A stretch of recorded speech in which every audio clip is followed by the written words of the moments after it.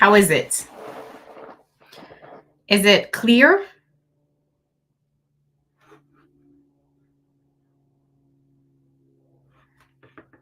Tell me if it's clear before I make this public to Gen Pop. It's just Patreon right now. I have to hit Gen Pop, but I wanted to make sure I was clear. Am I blurry? Okay. All right. So let's go public. I don't know why I always be so anxious about it. Okay. All right. Does the state even know its theory? Well, that's the question. Oops. Let me pull up the video that I want to use for this. Date pad.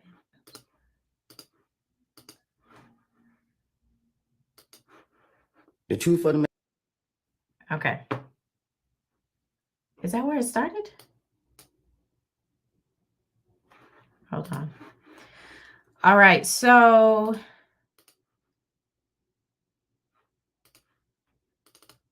let me just make sure this is okay.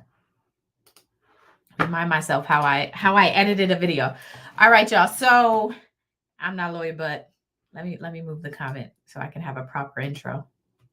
I'm not a lawyer, but since we are on break for YSL, I have been wrecking my brain trying to synthesize what's the state's theory about Donovan Thomas's murder. I have been trying to pull it together.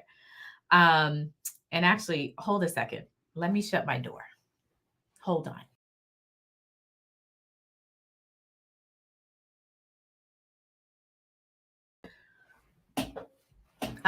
Yes, so court will be back tomorrow. It will resume tomorrow, but it's not going to be witness testimony. It's just going to be the judge and the attorneys going over motions, things like that.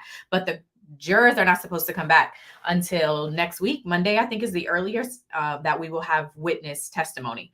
But thank you. Yes, like the video, subscribe, share, do all the things. But basically, I've been trying to figure out what's the state's theory about Donovan Thomas's murder. And so I have pulled together some clips and general things to try to figure it out. Let me be very clear. I don't know what their theory is. Hopefully, if I play something and it sparks an idea, put it in the chat so we can figure this out together. I am not saying their theory is right. I'm not saying it's wrong. I'm genuinely, I like to use clips, so I'm genuinely pulling the clips, and from what I have been able to gather, it's not everything, okay? I'm sure I'm forgetting something. I've watched every day of trial, and I'm sure I still will forget something. I can only imagine how the jurors feel, but work with me. Darius Swift, they don't know their theory, I know. But here's what we have. We know, okay, we know that Kenneth Copeland, Woody, was one of their star witnesses for what they believe happened. We know Quindarius Zachary's testimony was another key testimony to what the state says happened. We know that Detective Gaither was one of the main investigators as to what they say happened.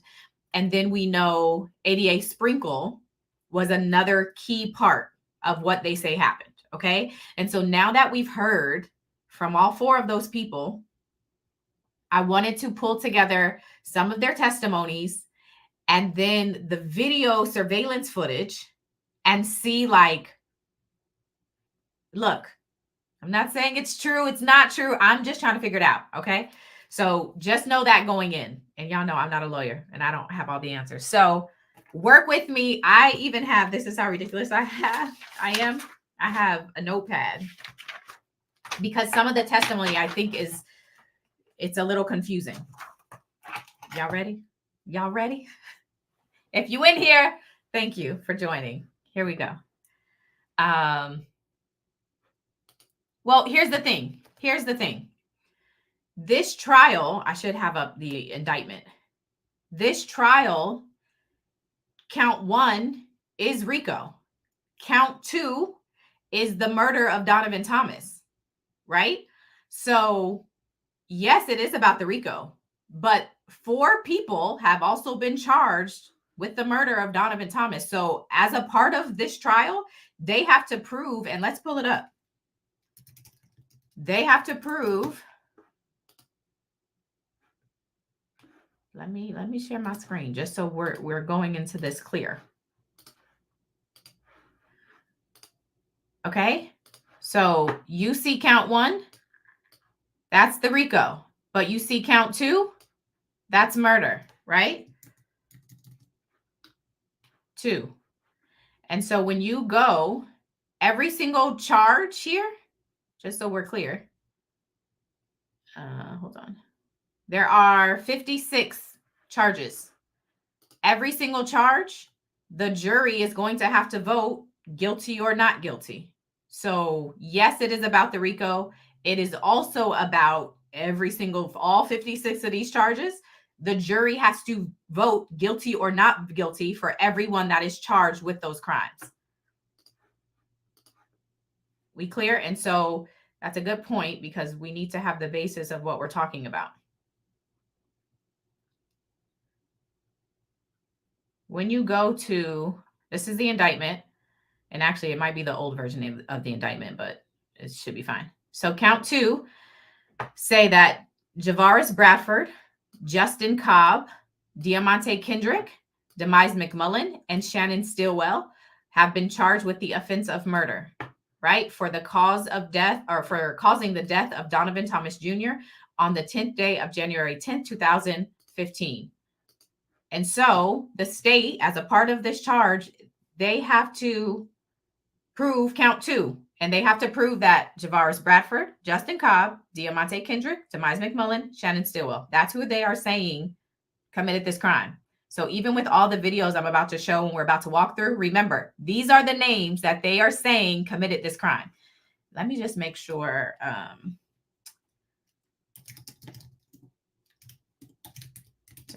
I just want to make sure that's the right. I don't want to be using an old indictment and like saying a different name. So hold on. Sorry, guys. Okay. So this is the new indictment. Javaris Bradford, Justin Cobb, Diamante Kendrick, Demise McMullen, Shannon Stillwell. Okay. All right.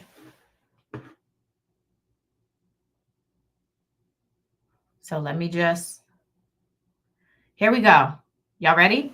So we're going to start with, I'm going to start with Kenneth Copeland's testimony. It's small clips. It's not the whole thing, but it's clips about what he says happened. So that's what essentially we're going to walk through. Hopefully y'all are in here. We'll see how it goes. Let's remove that. Remember those names though. All right. So let's start. The truth of the matter was I gave Threat the car. Okay. And that's all that you did was gave Threat the car. That's all I recall. You gave him the car at the studio. And once you gave him the car, what did you do? I don't recall. Did you go home to Deshaun's house? I don't recall. So how is that you recall giving Threat the car, but you can't remember anything else that day? I probably geeked up. Geeked up when, now or then? I don't do drugs now. Okay. So how is it today? You can remember that you gave Threat the car, but you can't remember anything else you did back in January 2015. I don't recall. Okay. So let's start at the beginning. We know that Young Thug, Jeffrey Williams, rented a car, right? We've heard through Kenneth Copeland's testimony that the car, at some point, he was driving the car. He was in the car, I think, with Quindarius Zachary. They were on the highway. They spun out. Kenneth Copeland says that the day before the murder, he gave the car. He was driving and he gave the car. He stopped by the studio and gave the car to Threat, right? That's what we just heard him say. So he gives the Infiniti to Threat, okay? And he just said in that clip, she said, what did you do after you gave the car? Because he was driving it. So he was driving it. He stops by the studio and he just gives him the keys to the car. He doesn't really say how he got home or where. He just said, I don't know. I don't remember. So we don't know what he did, but we know that he gave the car to Threat. That's what we know from there, right? Okay. Now let's go to Quindarius Zachary's testimony, because Quindarius Zachary, according to what he told police, Shannon and Diamante Kendrick told him directly that they killed Nut. So we're going to go there. If you're just joining, nothing new happened. I am trying to figure out what the state's theory is for Donovan Thomas. That's essentially what we're doing. So here's Quindarius Zachary's testimony. Told the police that Yak was hanging with a girl named Bushi, correct? I don't remember. And you told the police that based on what Yak and Shannon told you, they saw Nut at the barbershop, right? I don't remember. And you said that they saw him at the barbershop, and at the time, D was with them, but he later got into another car. Okay. So follow me. She just said Yak is hanging with Bushi. That's his girlfriend. And as they're hanging out, they see Nut at the barbershop. That's essentially the story that Quindarius Zachary told the state, and they seem to believe. She also says that D, so this is obviously Quindarius Zachary, the other D, which is Demikion Garlington, was with them. And at some point, Demikion Garlington went into a different car, okay? We do need a whiteboard. But we'll keep watching, because I think it'll get easier. Remember? No. The police asked you, which car were they in when they saw him? Do you remember that? No. And you told the police the Infiniti G35. So this is why I make videos and don't do it live. But she just said that Quindarius Zachary said that they were in, this is important, they were in the Infiniti when they saw Nut. So it's Yak hanging out with Bushi, as well as Demikion Garlington, and they're in the Infiniti. They see Donovan Thomas in front of the barbershop. That's where we are. Remember? I don't remember. Do you remember the police asking you what color it was? I don't remember. You told the police you forgot what color it was, but that Thug's manager, Amina, had rented it. I don't remember. Okay. You told the police as well that... Yes, here we are. Yak, Bushi, Demikion Garlington in the Infiniti, and they see Nut at the barbershop. That's his story. The same Infiniti that Threat had. That's what we're talking about. It's the car that Thug rented. So I'm leaving this statement up because that's what we got from Quindarius Zachary. Shannon and Yak pulled up on Bushi. I don't remember. You told the police that the exact words Shannon told you as far as what happened was, we caught that skin Nut down bad. Shannon never told me nothing. You talked to the police. You told them, you asked him who. And Shannon told you him, Yak, and Dua. You remember that? So Shannon tells Quindarius that he, Yak, and Dua caught Nut down bad in front of the barbershop. They're in the Infiniti. That's what we have. No. Yak is Diamante Kendrick. Diamante Kendrick is Doug Weinstein's client. Okay. So, and you'll see him more clearly. Just keep watching. But Yak is Diamante Kendrick. He is charged. Remember, he is charged with in the murder as well. Here we go. And you told the police that, according to Shannon, they had an AK, correct? I don't remember.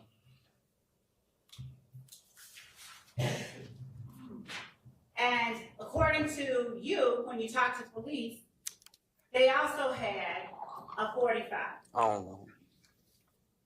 You told the police that the 45 was Shannon's gun, according to what Shannon told you, correct? Shannon never told me nothing. You told the police that Shannon described how it was that they came upon Donovan Thomas and how they rolled back around and started shooting. That's a lie. I lied if I did say it.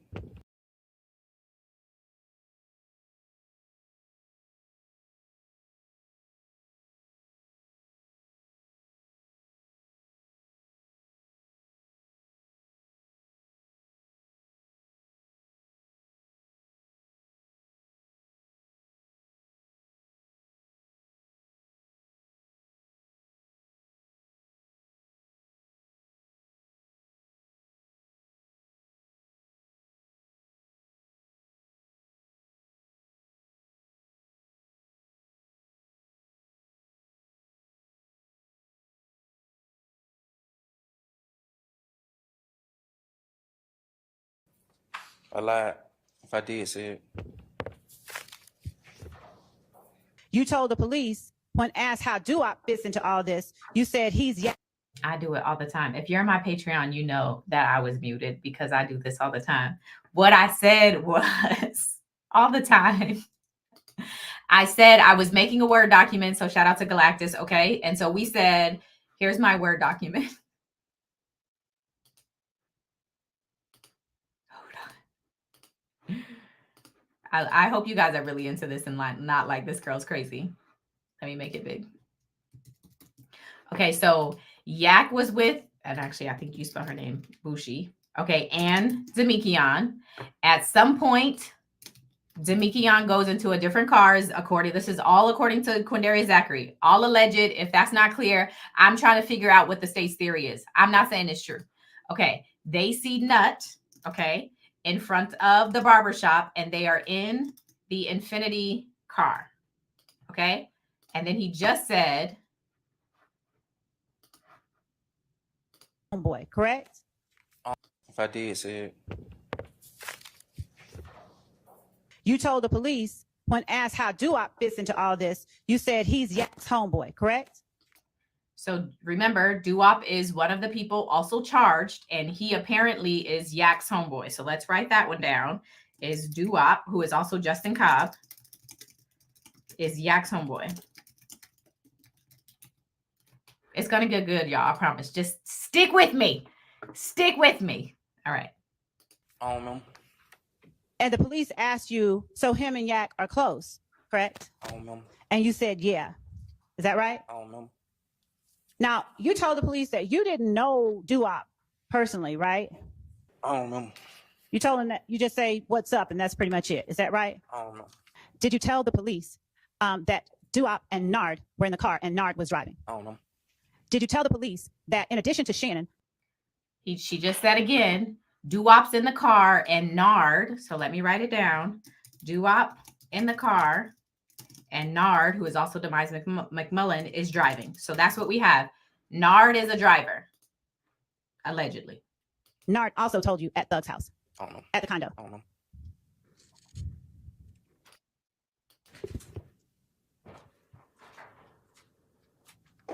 Did you tell the police how you linked up with Shannon, Thug, and Yak and the rest after Donovan Thomas' murder? I don't know. Did you tell the police that Monktoon called you? I don't know. So I sped it up a little bit when I was recording, but let me just show this again. So now we have Duop, who again is one of the charged people. He is Yak's homeboy, and apparently Duop's in the car and Nard is driving. But remember, we also said that Yak is in the car with Bushi and Demikion, and at some point Demikion gets in a different car, and they are in the Infinity. That's what she said. Quindarius Zachary said Yak is in the Infinity. So what's not clear is what car is Duop and Nard in? Are they in the same car? And if Nard is driving, so you see we're gonna get confused, and it's okay to be confused right now because keep watching.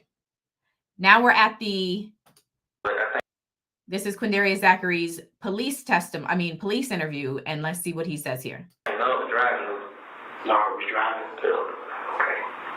You said it was an Infinity? Yeah. You remember the model? So he just said Nard's driving and they're in the Infinity, right?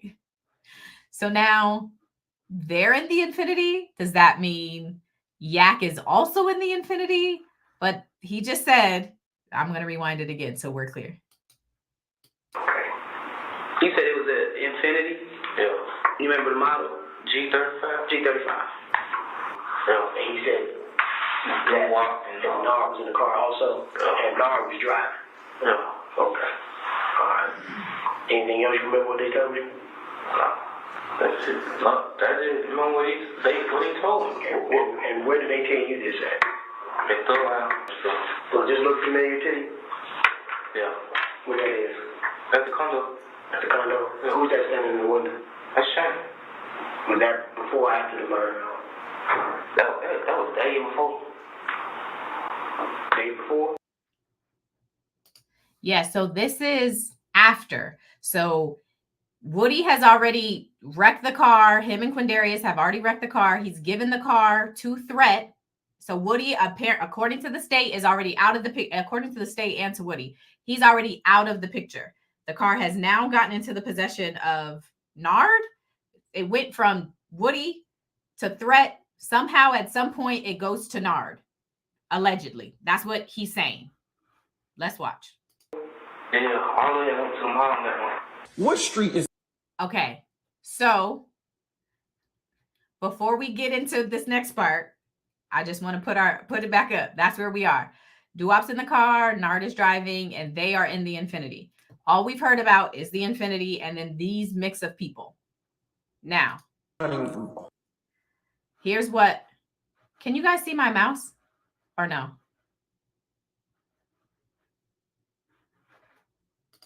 Can you let me know if you see my mouse moving around?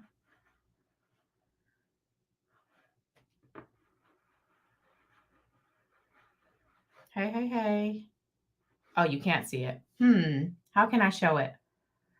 Okay, well, I'm going to attempt to walk you through what I'm saying since you can't see it. That sucks. If you see the yellow bus stop, the yellow bus, to the left of that yellow bus, I'll play the audio too, but to the left of the bus is the gas station. You see how that looks like a gas station? That's a Texaco, right? I used to live right there. You see those apartments right there? I used to live there, by the way. Okay. So the street that the bus is on, that's McDaniel Street. Okay. And then the long street, what is this? Horizontal to me. Okay. That is Northside Drive. Okay. I'm going to play this, but it's important to remember like where we are. Dang, I wish you could see my mouse. So the street that the bus is actually on is McDaniel Street, and the barber shop is on that street. And then there's this Texaco right here at the corner. And then this main street going across is North Side. I'm going to play the video a little bit. It may help. Horizontally at the bottom of the street. North side, right? What street is this running horizontally at the bottom of the street? North side, right? And what street is running here vertically on this side of the screen? McDaniel Street. Okay. If you see the Texaco on the screen at this time, would you put an X there using your finger on the screen? Right here. X is the Texaco. Okay. All right. You see the Texaco still? Is at the corner? You see the Texaco over there? And then you see where these other drawings are? That's the barbershop, okay? So that's how close space that we're talking about. That's the Texaco. And then these buildings here are the barbershop where Nut was. Let's keep going.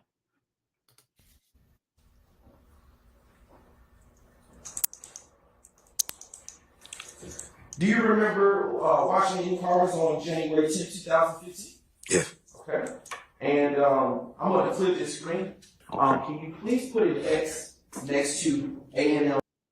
Okay. So you see that green building? There's going to be another picture, but you see that green building? That is the barbershop in which Donovan Thomas was standing in front of. And then if you look further, you see the Texaco. So you see, again, the close space in which these are and the angle. You see who can see what. You see how this is situated. I'm going to keep playing. Barbershop, if you see it.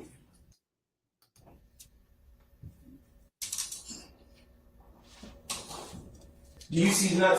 Okay, he's about to say, do you see Nuts' car? So this is Nuts' car, this blue truck.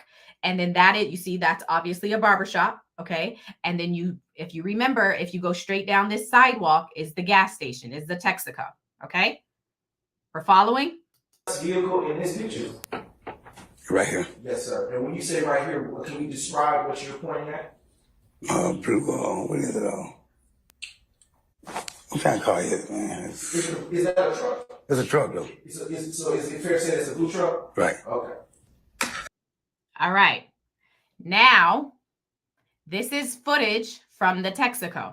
Okay. So we got everything situated. We have the testimony of Kenneth Copeland, Quindarius Zachary, what they say happened, all about this Infinity. This is actual footage from the Texaco, okay, that we see in the picture. Keep going. Also, yes, shout out to anybody that is in the area of the hurricane. Please be safe. Evacuate if they told you to evacuate. Sending all of the prayers of safety to you. Okay, here we go. Now, pay attention to this. Okay, freeze it at 1842. Detective T, do you see a gray or silver car pull up to a gas pump? Yes. In regular time, 1842 is actually 6:42. Okay. And you can see this chart over here, but this gray vehicle, I'm going to add my notes, at 1842, which is military time. So it's actually 6:42 p.m. This gray Pontiac, or it's a gray Pontiac. I'm spilling the beans, but this is a gray Pontiac. It pulls up at the Texaco. Let me make my note here. Let me make my note. So gray Pontiac pulls up at gas station at Texaco. We should be specific. At 6:42 p.m., which is also 1842. Okay, here we go. Time different or the same from the barbershop? The timestamp is going to be different because this is actually correct time, whereas the barbershop footage is 46 minutes fast. Do you know what type of vehicle that is that pulled up? Looks to be a Pontiac. Somebody's getting out of the Pontiac. It's 6:42. For context, I should tell you now that Donovan Thomas was killed at 7:22 p.m. I'm trying to remember off the top of my head. So Thomas, okay, 7:22 was the time he was killed. All right, back to the video. Detective T, do you see a gentleman exit the passenger side door of the Pontiac? Yes.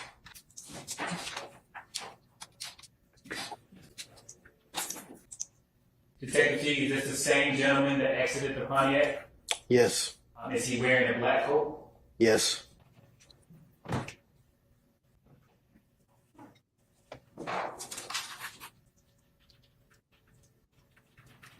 Detective T, is the Pontiac still in the frame?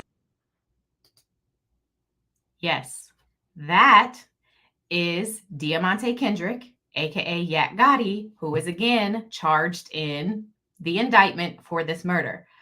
But remember, guys, what car is he in? That is not an Infinity. He pulls up to the gas station in a Pontiac. And remember what side he got out of? He gets out of the passenger side. So let me add to my notes. So hold on. Let's add to our notes here. Gray Pontiac pulls up at Texaco. Yak gets out of passenger side.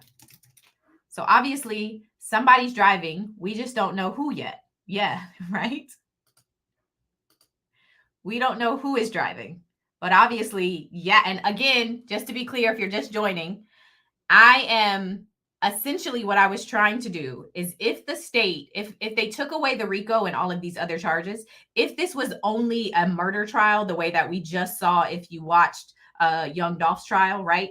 If you took away all of this excess and you stripped it down to count number 2, which is the charge for Donovan Thomas's murder, what evidence has been presented, and what is the state's theory. That's essentially what I was trying to do. I'm not saying it's right or wrong. I'm not trying to solve the crime, honestly. I'm not trying to solve the crime. I am trying to figure out what the state is saying happened. Okay. And so they used Kenneth Copeland, star witness. They used Quindarius Zachary's testimony interview that he gave to police to try to say what happened. Neither of them mentioned a Pontiac. They only mentioned the Infinity. And they mention Yak, but Yak so far pulls up in a Pontiac, and we don't know who the driver is or if anybody else is in this car. Listen, I don't want to be exhibit A, B, C, D, E, or F, or G for that matter. Okay. But again, because you guys may be like, girl, enough of this. But the reality is, I have the ability to go back and look and try to piece it together. The jurors don't. The jurors don't. If they haven't, and this is the way I'm presenting it is out of order. This video was shown to the jurors back in like February or March. And then we just got Quindarius Zachary's testimony in October. So I have the ability to pull clips. The jurors don't. So anyway, here we go. Let's play again more of what happens at this gas station after Yak has pulled up at 6:42. Okay, so that is, what are we, like 40 minutes before Donovan Thomas's murder? That's when they pull up. Okay, just keep watching. Yes. And Detective T at 18:44:37. You see the gentleman in black coat, plain shirt, that Pontiac. Yes.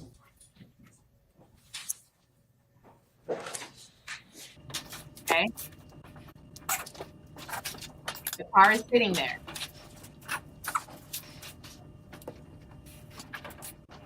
Okay.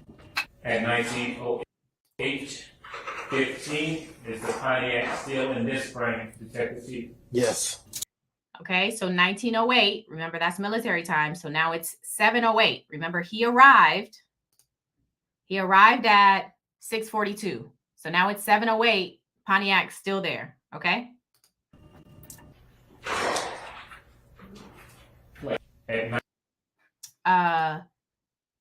The person on the stand testifying about this is an old video. It's Detective Teague or Officer Teague. I can't remember, but he is one of the ones who first showed up to the shooting. So this is an old, again, it's old. This is an old video from the trial, but it's just from like February or March. 19:15:00, Detective T, did you see a vehicle pull direct? Okay. I was talking, so I don't know if you caught it. I'm going to rewind just a little bit.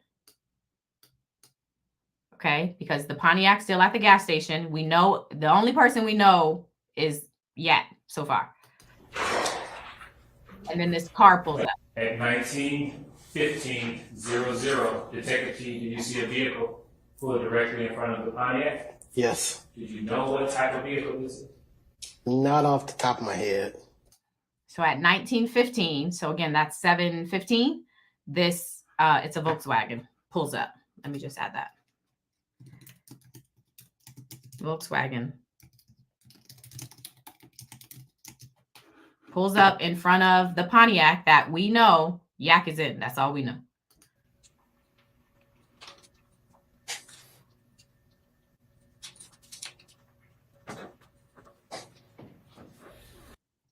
Who's in the passenger seat? Yak. Yak has gotten out of the car.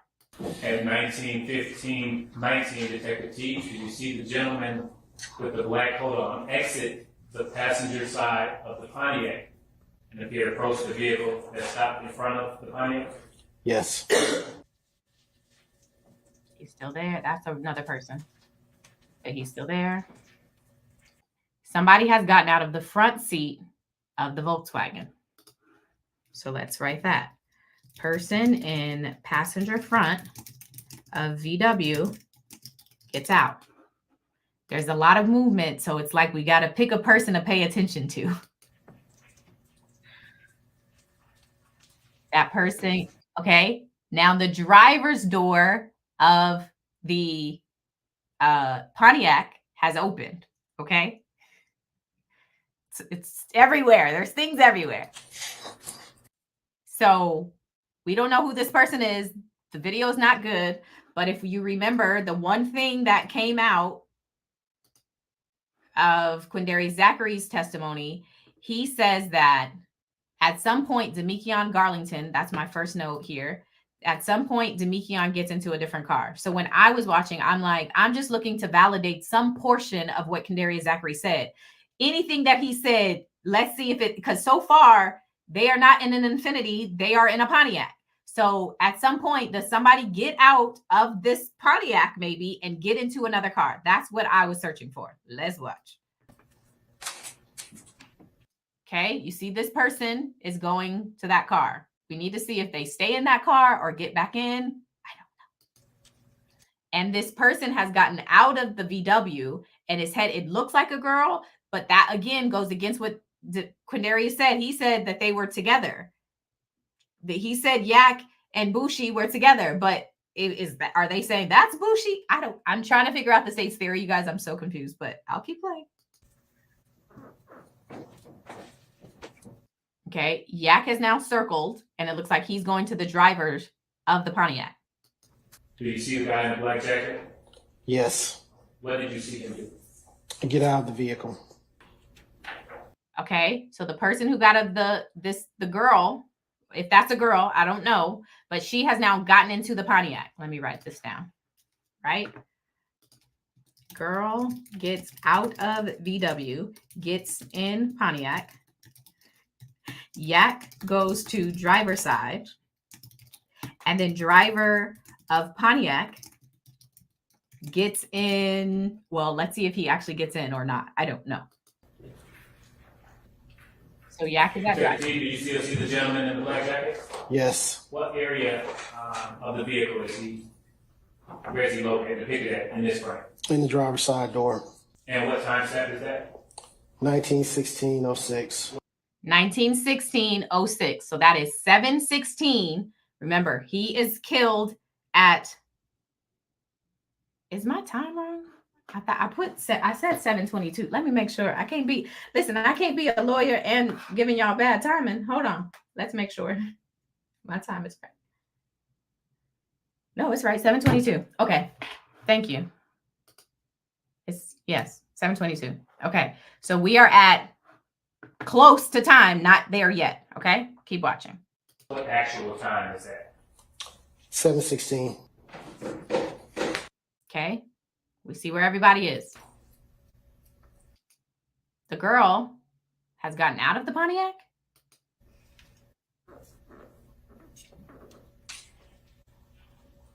Back to the Pontiac.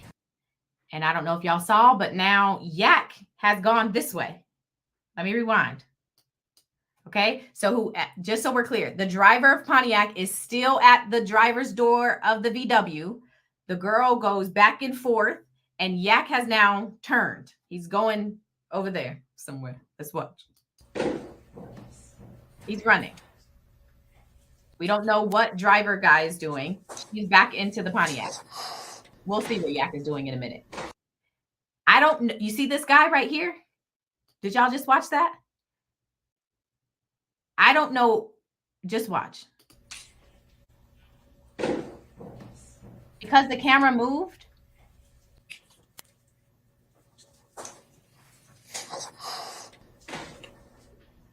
We don't know who this person is. I don't know if that was the original driver of the Pontiac, because remember, he was at the driver's door, or is this the person from a different seat in the, from the VW? Like, we don't know who this person is, but he's going to get in the car, and he's now in the driver's side. You guys. How is the state putting together? Okay, let's keep watching. Detective T, at 1916-53, did the vehicle that was parked in front of the Pontiac, did that vehicle just leave? Yes. Okay, Yak is back into frame. You see him coming back? Yak's back. And he's getting into the driver's side. At this point, we don't know who is in this car, because a girl who seemed to be a girl is in the Pontiac. We don't know who is entering the passenger side of this vehicle because the VW went out of frame. So we don't know who's now getting back into this Pontiac, but we do know that's Yak so far.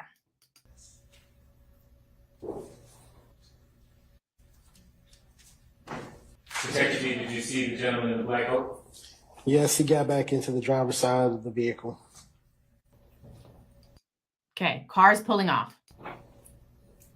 At 19:17:27, did you see the Pontiac pull out of the gas station? Yes. 1917. Okay, so let's write that down. The Pontiac leaves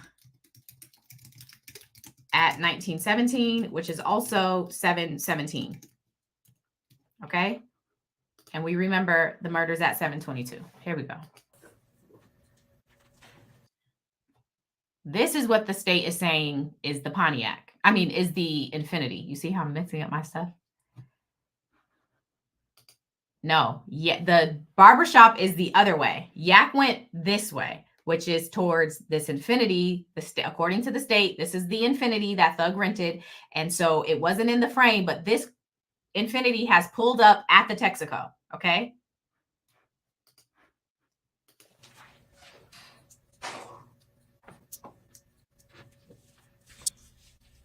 Okay. And Yak is going to, but they're saying. Pause it. In 19:16:23, see the guy in the black coat approach any vehicle?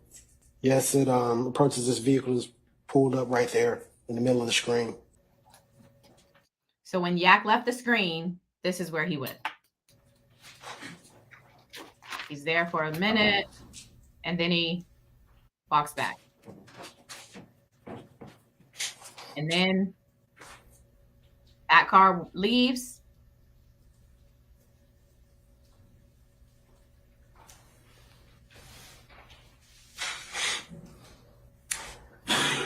That's the Pontiac there on the screen. And then the Infiniti has also left the parking lot. Okay. The time, this is at 17. This is at 7:17. So 17, 18, 19, 20, 21, 5 minutes. This is 5 minutes before. Okay, 7:17 is when the Pontiac leaves, and what they are alleging is the Infiniti. They're saying that is the time that these cars left the Texaco. Remember, you can't see my mouse, but the barbershop, remember, is going away from this main street that you can see, Northside Drive. It's going the other way, okay? Okay, here we go. Stop it at 19:17:30. See, he just said 19:17:30. Detective T, did you see the Pontiac exit the Texaco? Yes. And what is it? Okay, so that's what's happening at the gas station. Okay, 11:04. And I'm just gonna rewind just a little bit because I want to refresh your memory. They're at the Texaco, right? I should fast forward just a little bit so you can see. You see the Texaco over there? Okay, and then the murder they're saying happened where that triangle is. Okay, so they are at this gas station, and the Pontiac is there for 40-ish minutes. This Volkswagen pulls up, this alleged Infiniti pulls up, and then they all leave at 7:17, which is 5 minutes before the murder. Here we go. Let's go back to 11:04 because now they show this is the camera from in front of the barbershop. Okay. Now this camera is fast. They're going to say it, but this is a good point. From what we saw, Yak left in what car?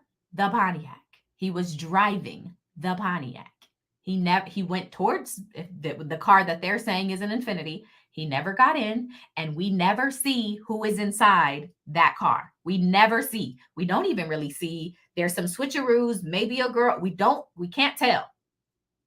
But we know that Yak is at that station, at the gas station, for like 40-ish minutes. He gets there. We wrote the time down. He got there at 6:42, and he left at 7:17. That's what we know. Okay. Are y'all following? Are y'all over this? Are you like, girl, you're not a lawyer, you should stop? But again, remember who is charged. Okay, let me just show one more time. 1104. Let's just give me a second, just so we can refresh. I be having to refresh my memory when I'm watching stuff. I have to like, okay, and who is who and what's happening? So just a reminder, who's charged with this crime? Javaris Bradford, Justin Cobb, aka Doo-Wop, Diamante Kendrick, Demise McMullen, and Shannon Stillwell. Those are the people. Okay. 292 Okay, so now this camera from in front of the barbershop, and you have to remember, did I put it on my document? This camera, they're going to say it, but I'm telling you now, it's 46 minutes fast. The barbershop camera, let me share my screen. Oh, wait, wrong one. Oh, y'all got to see my face big, sorry. Hold on. Okay. Barbershop camera.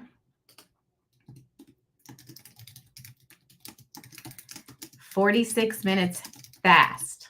Okay. This is literally what I've been doing. Don't think I'm a weirdo. Okay. So this is starting at 8 o'clock. They're going to say it, but I'm just going to say it too. It's starting at 8 o'clock. But if you subtract 46 minutes, what is that? 712? I'm not a lawyer or a mathematician. My mama in here? Oh, 14. I can do math. So this is starting at 7:14. Remember, the time he is killed is 7:22.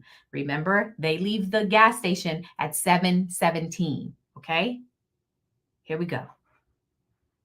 If you're new here, I'm just trying to understand the state's theory. I'm not saying the theory is right. I'm not saying it's wrong. I'm just trying to understand the state's theory. And if this was only a trial for murder, if that was all they were presenting, what evidence have they presented? That's all I'm trying to do. Don't come after me. Here we go. It was 1:10 of 2015, 8 p.m., which we've already been over as fast. That would be the side of the barbershop facing McDaniel Street, looking northbound. I set it up because you'll see. And for the record, at 8:01:47, are people kind of just like congregating around the SUV, Detective Chief? Yes.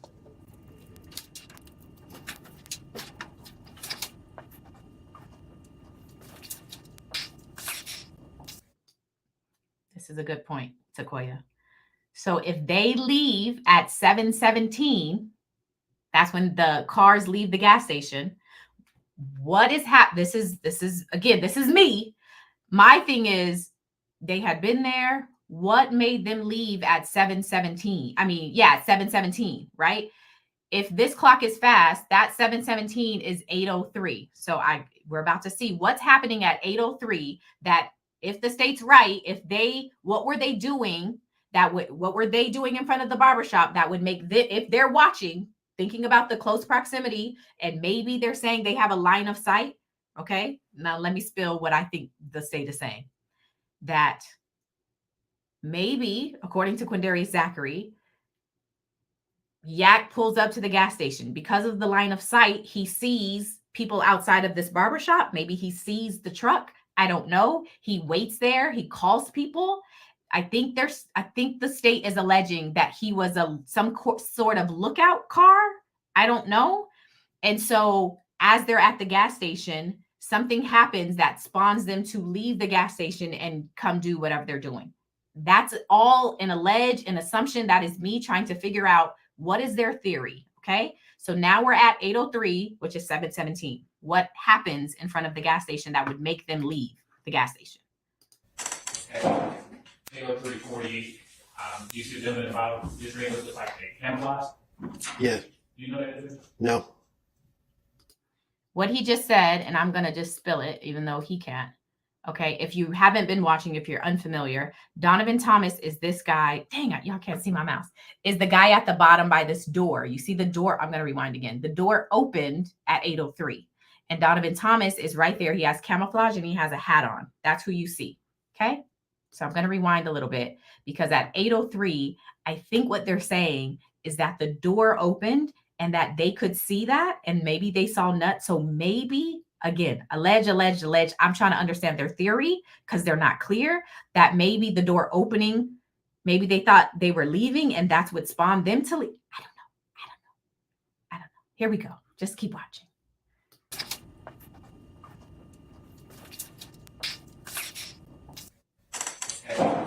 Halo 340, you see them in about this ring looks like a camouflage. Yeah. You know that is? No.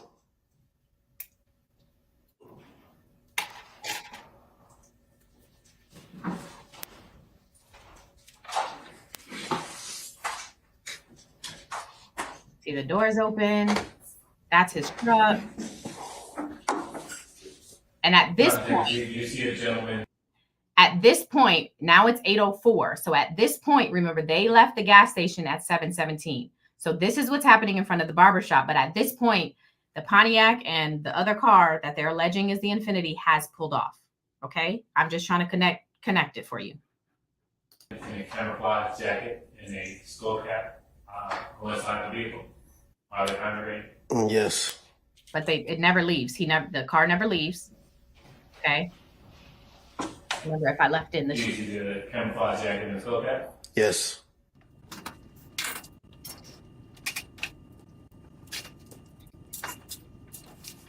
Okay, you see camouflage. That's Donovan. Time is still going.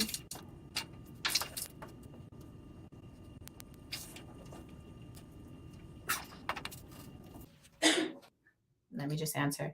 The gas station is behind. So it is, yeah, you can't see it. It is behind the camera. And during this angle.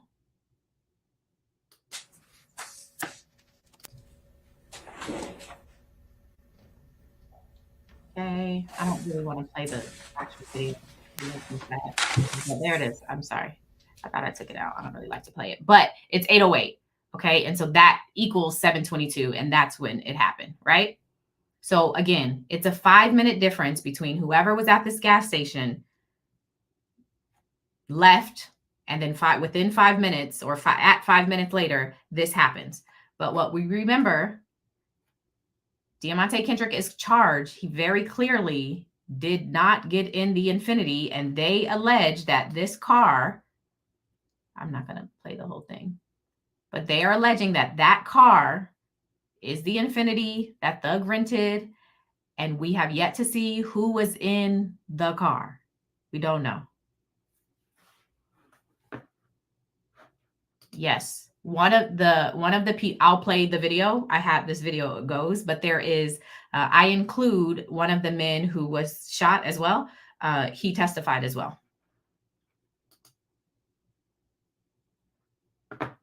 Correct. At this point, we all watched the footage. We don't know who is at all who's in that Infinity. You don't know.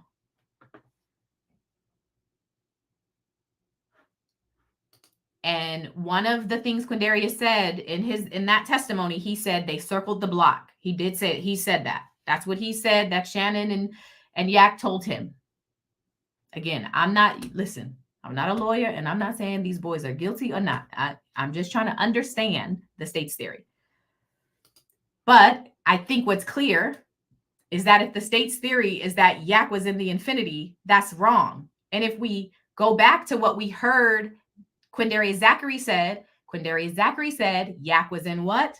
The Infinity. So if you're relying on Quindarius Zachary and even Kenneth Copeland's testimony, they never mention the Pontiac. They only mention the Infinity. And we watched the camera. He was not in there.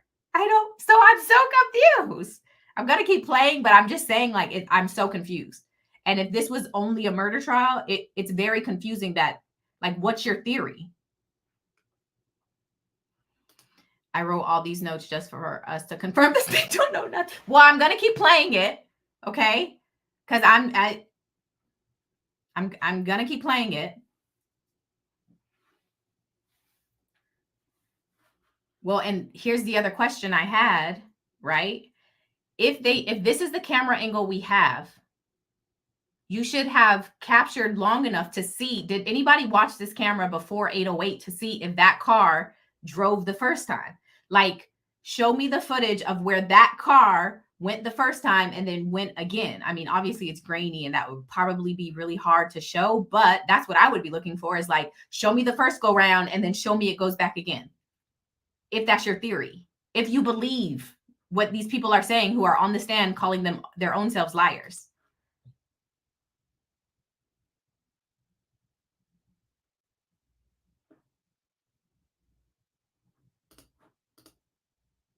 He wasn't in the car at the time of leaving the gas station. There's a whole 5 minutes, that's true, to switch cars. Aren't there witnesses who have put him in the car? I don't know that there are witnesses who put him in the car. And again, I know the only thing I have heard them say, or what's the theory, is that they have said Shannon Stillwell is the trigger man. They have said that. But I guess even to the point that you're saying, though, think about, I'm just going to show you. Hold on. Let's remember. Is this going to show you?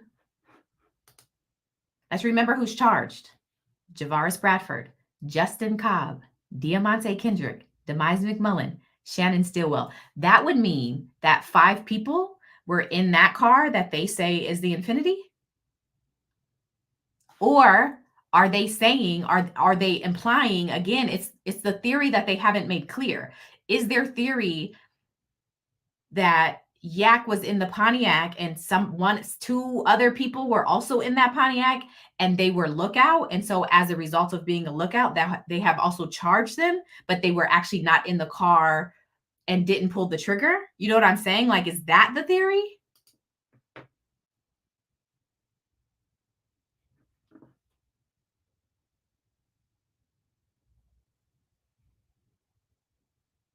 I hate to be like a conspiracy theorist, so I hope this is not like very anti who I am at my core, but I just have been trying, and I don't want to spawn theories. I don't want to make people like make up stuff. That's not my plan or my point. My point was like, what is the state's theory? That's all. That's what I was trying to do. So I hope if you're in here, you're not like this girl. No. These are the people who are charged. That's it. We're going to keep watching too, because there's still more information that I'm going to keep playing. But just saying. The way you wrote this comment is sending me. It's a 4 nigga type of car, not a 5 nigga type of car.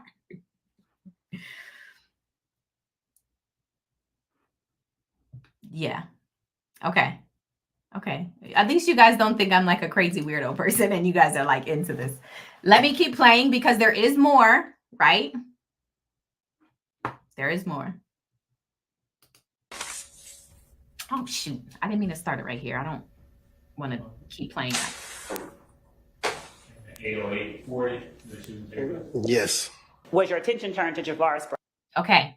So now that we have that, okay, remember I told you a lot of the key players have now testified.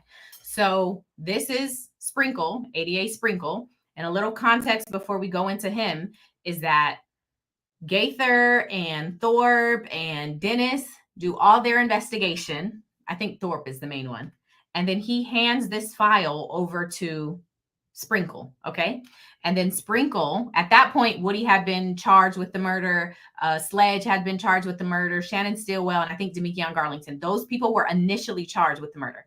And then Sprinkle gets the file, and he starts double checking stuff. And he like, y'all are wrong. That is not who I double checked this person's statement. And that's wrong. So he does his own stuff. And he's like, hold on, this is wrong. And so what he says is, because he got the file and he starts going into stuff, he starts looking at phone records and people who were incarcerated and the phone numbers that they were calling. So he starts looking through phone records from inmates that he knows is a part of the murder. And so from there, he gets a phone. He says, he's about to say it. I'm just giving you context, but he says, oh, Sledge has called this number. Kenneth Copeland has called this number. Demekion has called this number. Who is this number that they all keep calling? So that's essentially what he does to like work through. So he finds this number and then he does an inmate search to figure out if he can find out who is the number belongs to. And once he gets the name, he starts doing a social media search to figure out who is this number belong to. Okay, so that's kind of like what sets up this next part. Okay, here we go. Let's watch. Mr. Bradford caught my interest after. Remember, Javaris Bradford is doo-wop, who's also charged with the murder. So he's going into basically what I just told you. Because as I said, I already had phone records belonging to various parties. These were phone records I think were primarily, if not exclusively, obtained by investigator Tyrone Dennis.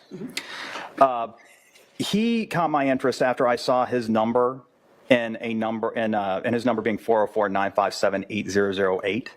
His number, I need my other document because I wrote numbers down. 8008. Wait, we gotta go to my chart. Oh, wait, what? We gotta go to my chart. Hold on, y'all. Okay. 8008 belongs to, hold on.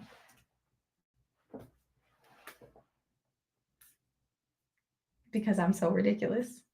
8008 is Javaris Bradford. Javaris Bradford. That's the last four of his phone number.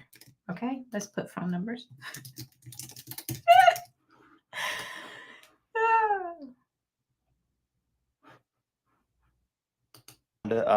in the phone records of Quindarius. Can y'all hear?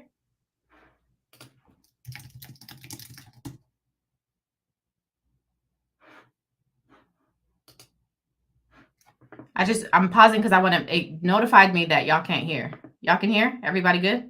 Okay. Here we go. Okay, here we go. Zachary, Demise McMullen, Kenneth Copeland, and Calvin Treadwell, meaning that I called detail records for those four people. And as I looked through them, I found that in close temporal proximity to the homicide, but I saw that he was that number, and I didn't know whose number it was when I first saw it, was a common number between them.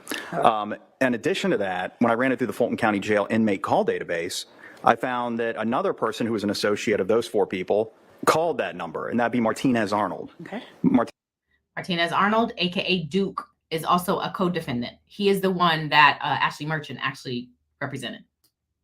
And I put Javaris Bradford, but his Martinez Arnold. Javaris Bradford's aka is like Tuda. Okay, here we go. AKA Duke was an inmate at the Fulton County Jail. So I ran 404-957-8008 through the Fulton County Jail's inmate call database, and I found two calls, I believe, that were placed from Martinez Arnold on the night of the homicide. And I think the first one was at 8:18 p.m., which was an hour after the murder. Okay. And so after I listened to those calls, I wanted to know a little bit more about Mr. Javaris Bradford. So what he just said is Duke, who is a co-defendant, again, Ashley Merchant, an hour after, remember it happened at 7:22, that's when Donovan Thomas is killed. Duke is in jail, and there is a call from him to Javaris Bradford at 8:18, almost an hour later. And as part of that process, and that is what made him, what's his name, Sprinkle, dig into this further. I found his Instagram page. 360 Yankee depicts Javaris. I'm going to let him talk, but pay attention to the car. Here we go. Bradford standing behind a Pontiac Bonneville, a gray in color Pontiac Bonneville. But I'm pretty sure it's a 2002 Pontiac Bonneville. But at any rate, it's a gray in color Pontiac Bonneville. And the reason why that caught my interest is because there was actually several photos that I found that depicted him alongside a Pontiac Bonneville, and that caught my interest because it let me know that that was probably the car that he could be found in. What did you see or hear, without getting into what anyone said, that caused you to take interest in these photographs? Well, I can say. Wait, I'm going to let it keep going. But here's what I want to say. The fact that a lot of us have been watching this trial, and when this happened, I didn't say like, oh, shoot. Mind you, if you're trying to prove a murder case and you're saying that this could have been the lookout car, bruh, pull this together in a way that makes sense. Like, it's been a year. Everybody's so lost. You had the video from the gas station back in February or March. In October, you show this. Bruh, what are you doing? Are you trying to prove the case or not? Like, what are you trying to say here? Okay, I'll go back. I'm talking too much. See, this is why I don't like to do lives too, because I hate when people talk too much. I'm going to shut up. Here we go. Let me rewind. But at any rate, it's a gray in color Pontiac 18 p.m., which was an hour after the murder. Okay. And so after I listened to those calls, I wanted to know a little bit more about Mr. Javaris Bradford. And as part of that process, I found his Instagram page. 360 Yankee depicts Javaris Bradford standing behind a Pontiac Bonneville, a gray in color Pontiac Bonneville. But I'm pretty sure it's a 2002 Pontiac Bonneville. But at any rate, it's a gray in color Pontiac Bonneville. And the reason why that caught my interest is because there was actually several photos that I found that depicted him alongside a Pontiac Bonneville, and that caught my interest because it let me know that that was probably the car that he could be found in. What did you see or hear, without getting into what anyone said, that caused you to take interest in these photographs? Well, I can say this. I looked at the surveillance footage, and I knew that there was some type of gray car or cars that were involved. So gray car in general would have caught my interest. And when I say surveillance footage, I'm referring to the surveillance footage from the cameras that were mounted on 330 McDaniel Street, that being the barber shop in the parking lot which Donovan Thomas stood at the time that he was shot and killed. But then there was other surveillance footage from the Texaco station. And so to be clear, just so we're clear as to how the process went, when I first found these images, I was kind of generally interested. I said, oh, a gray vehicle, okay, a gray sedan. But then as I went back and I reviewed the surveillance footage from the Texaco station yet again, I became considerably more interested in these images because I saw a gray Pontiac Bonneville on that footage in close temporal proximity to the homicide. And because that Texaco station was in close spatial proximity to the barber shop, that particularly caught my interest. Well, a 2002 Pontiac Bonneville that looked identical to the one that appeared on Mr. Bradford's Instagram page pulled up to a gas pump at that gas station. After you saw that 2001 Pontiac Bonneville at the gas pump, did you see, can you tell the jury who it was you believed that you saw getting into and out of the vehicle based on the information you had? Well, there were multiple occupants of the vehicle, but I believe you're referring to Diamante Kendrick.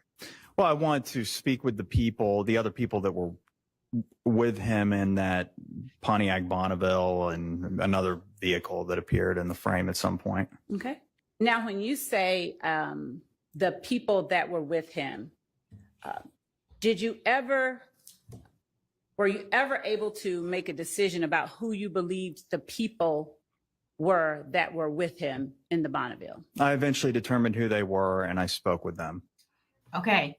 So, in case you're not clear, what he is saying at this point is that Javaris Bradford owns that gray Pontiac Bonneville. So when he saw the cameras, he's assuming, oh, this is the car. And so remember, when that car pulled up, Yak was in the passenger seat. So his allegation is that Javaris Bradford was the driver of that vehicle. Why would Yak become the driver? I don't know.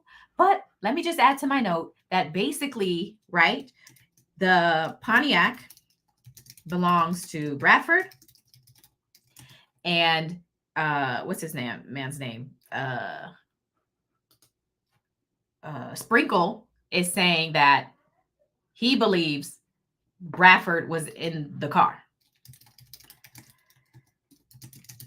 But he also says, and I'm going to rewind just a little bit, he says that he spoke to, according to him, he says he spoke to the people who were in the car. So he was able to confirm who was in the car. Remember, that's been the biggest question. All these cars, who is in them? Who are the people in them? He is saying he was able to speak to the people who were in the car, and he has confirmed who they are. Let me rewind. I eventually determined who they were, and I spoke with them. As I stated, endeavored to identify the other people. I mean, as you could probably determine by now, I thought there was an excellent chance that Javaris Bradford was also in the Bonneville. Objection to his opinion. Was there anything about their actions while they were at that gas pump?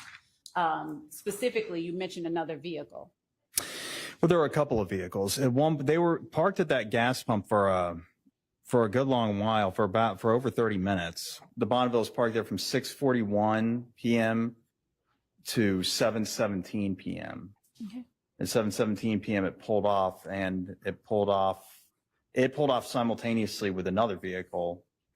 Who was it that you believed you saw the other vehicle that pulled off simultaneously? I'm going to object. Same objection as previously. What about the interaction between the people in the Bonneville and the people in the vehicle that pulled off simultaneously with the Bonneville informed the next steps in your investigation?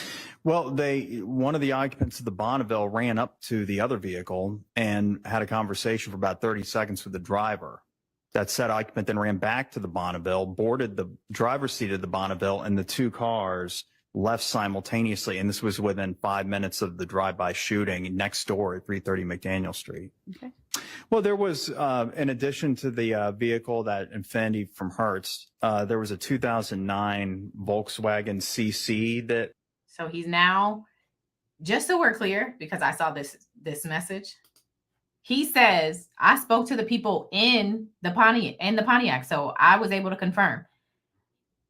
Because of the way this goes, and objections are real, he never says who was in there. We never get that when he was testifying. He's obvious. The way that he was released, she said, this is all I have for now. So there is a good assumption that can be made that he will come back. But if you're waiting like I was waiting, he never gets to say who was in there. All we know is Yak. He says he spoke to everybody in the Volkswagen Jetta. That's what I mean. In the Volkswagen, he's about to say that. And he said, I spoke to them. I was able to confirm who was in there. They never tell us. And that means they never tell the jurors. He never says who he's able to confirm was in the Pontiac. And he never says for sure who was in the Infiniti. But I'll keep playing. Also pulled up near the 2001 Pontiac Bonneville. And a occupant of that vehicle exited the Volkswagen CC and boarded the Bonneville. So I was eventually able to determine who the two people in the Volkswagen CC were as well. You believe them to be? See, and go ahead. Well, yes, who I believe them to be, yes. And were you able to in any way confirm their identities? Yes, because I talked to them. Okay. Once you spoke to the people who... We're clear? He said, I talked to them all. I confirmed who was in there. We don't know. Which again, as a juror, that's got to be like, bruh, who was in there? Like, tell me. It's got to be very confusing is the only thing I can think of. And again, let me play. Were in the Volkswagen. And once you determined who rented the vehicle that pulled off simultaneously with the Bonneville, what step did you take to gain more information? Well, I tracked down those people that I first believed to be on the footage, and then I interviewed them. Okay. On scene at that gas station, did you ever see anyone that you believed to be Kenneth Copeland? No. Okay. And did you ever see, as it relates to either of those vehicles in that footage, anyone that you believe to be Kenneth Copeland?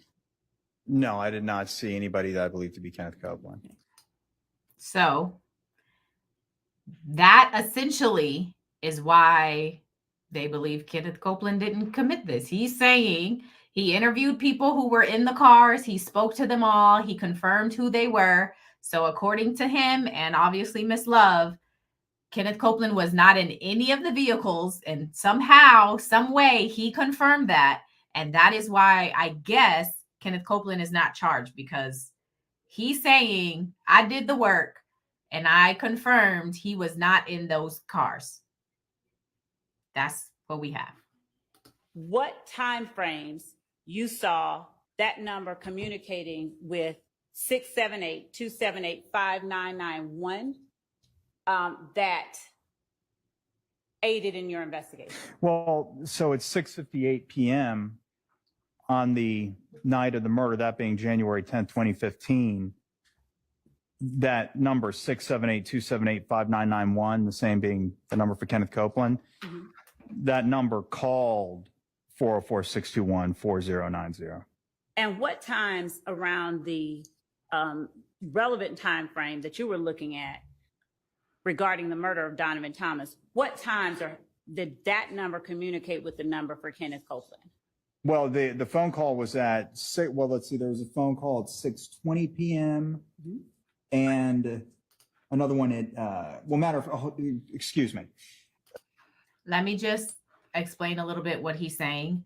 So at 6:20 p.m., Kenneth Copeland calls a number of 4090 calls Kenneth Copeland. Okay, 4090 at 6:20 p.m. calls Kenneth Copeland. Let me remind you, 6:20 is before even the gray Pontiac pulls up to the gas station. This is before that because the gray Pontiac doesn't pull up till 6:42. So whoever's number that, and I'll tell you, I have listened and had somebody else listen. At 6:20, 4090 calls Kenneth Copeland. I don't know who 4090 is. They never say it in the trial. Even the next witness, we don't know who the number is, 4090, but they called Kenneth Copeland at 6:20. At 6:58, Kenneth Copeland calls that number back. I don't know why that matters, what that has to do with anything. The Pontiac pulls up at 6:42 at the gas station or at the Texaco. So I don't know. I just included it because I'm pulling from the air. I'm trying to figure out what the hell they are saying. 404-621-4090 called Kenneth Copeland at 6:20 p.m. And then Mr. Copeland called that number at 6:58 p.m. The first call. Okay. So I included that because I wanted y'all to be just as confused as me. Now, this is the last witness who testified, okay? And he talks about more phone records. I'm trying to figure out the best way to do this. I'm going to let him talk. Actually, I'm going to tell you guys what he's going to say just so you can listen for it, okay? He's going to go over a bunch of numbers. You guys want to see my crazy notes that I did before this live? Hold on. Let me share them so you can see what I'm about to say.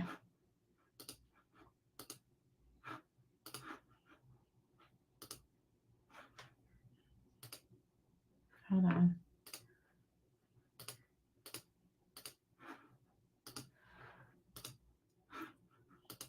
Can you see it? Okay. So all these numbers here, okay, that's what he goes over, okay? But the thing that's important to note is that at 7:29, 7 minutes after the death, Nard, Demise McMullen, calls. Thug has two numbers, okay? You see Thug has the number 3904 and he has 9596. So whoever had that number that allegedly belongs to Thug, 7 minutes after the murder, Nard calls one of the numbers that they say belongs to Thug. And then Nard called Demise McMullen. He calls Javaris Bradford. Both of them are charged with this crime. So I guess the theory is they're in different cars. 7:31, Justin Cobb calls Javaris Bradford. Again, they're both charged, different cars, I guess. And then Nard calls Javaris Bradford back. And then a Jeffrey Williams number calls a Jeffrey Williams number. So it's all of these calls happening. But the biggest point, I think, is what they want. I think what the state is trying to make sense of is that 7 minutes after the murder, this Nard number calls. Hold on. Hold on. Hey. All the people, first of all, love Catnot Williams. Thank you for joining and for sending all your people here. I love it. Shout out to y'all. I love the Catnot Williams chat, first of all. I finally got to join and be a part, and that was a good time. So thank you for joining. Shout out to her. If you are on my channel and not subscribed to Catnot Williams, make sure you guys go subscribe to her. She's amazing. She does the live. She's very, very cool. So thank you so much. And thank y'all, all the Catnot Williams people who are joining. I appreciate y'all for joining. I have been walking through, attempting to figure out what the heck the state's theory is about the Donovan Thomas murder. Again, it is count number 2. No, not a gang. Let's be clear. It's not a gang. We are not unindicted co-conspirators. But I have been walking through some of the old testimony. I mean, we had to go months back And so now I am at the point of the last witness that testified, and he was going through whose phone numbers belong to who. And from what I gather, the biggest point is that 7 minutes after Donovan Thomas was killed, Nard, or whoever has a phone number belonging to Nard, makes a phone call to Thug.